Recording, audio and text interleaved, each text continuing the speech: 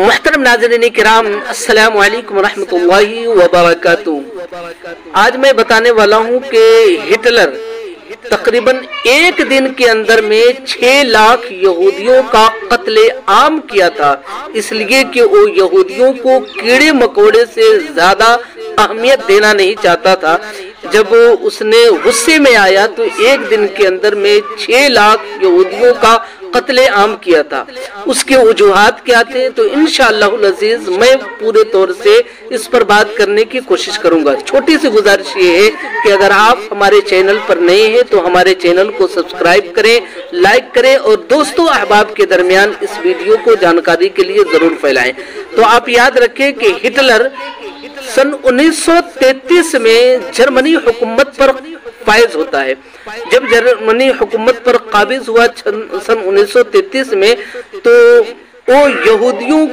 کے خلاف اپنے حکومت والوں کو اکساتا رہا، لوگوں کو یہ بات بتاتا رہا کہ یہودی ہمارے خلاف ہے۔ دھیرے دھیرے اسکاتے لوگوں کے درمیان اس کی نفرتیں بڑھتے اس حد تک بھر دیا کہ لوگ اس خواہش مند ہوئے کہ ان لوگوں کو حقیقت میں ختم کر دیا جائے۔ تاریخ گواہ ہے کہ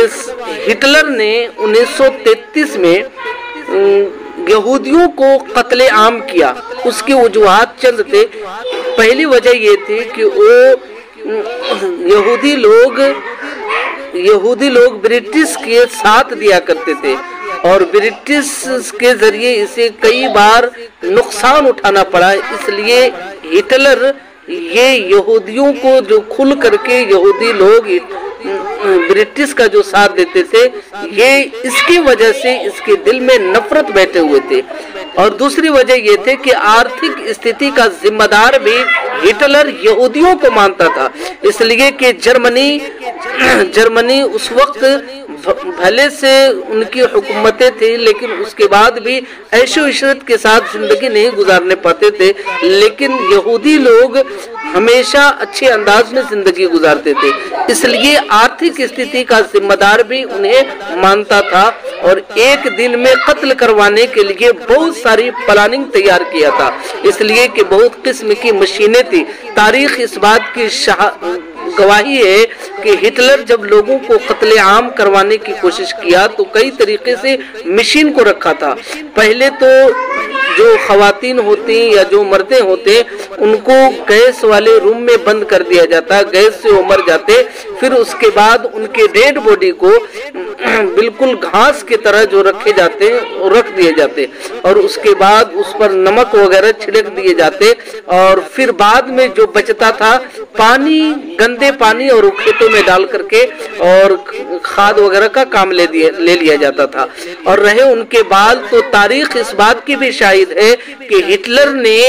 تقریباً ان کے بالوں کو کئی قالین بنوایا تھا اور ان قالینوں پر لوگ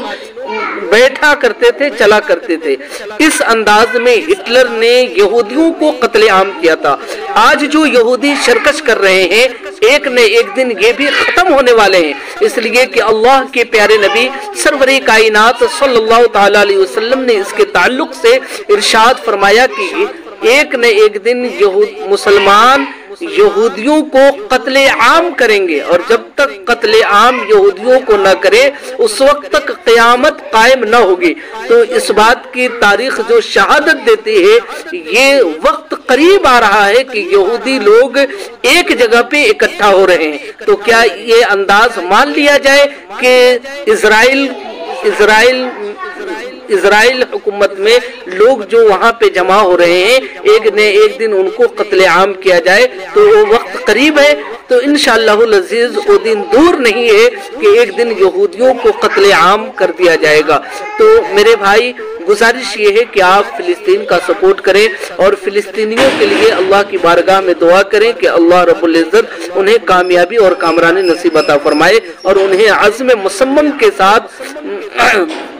ڈٹنے کی توفیق و رفیق عطا فرمائے، اس لیے کہ وہ اپنے حقوق کے خاطر اپنے حق کے لیے لڑ رہے ہیں لیکن آج ان کو حقوق نہیں دیے جا رہے ہیں۔ آج دوسری حکومتیں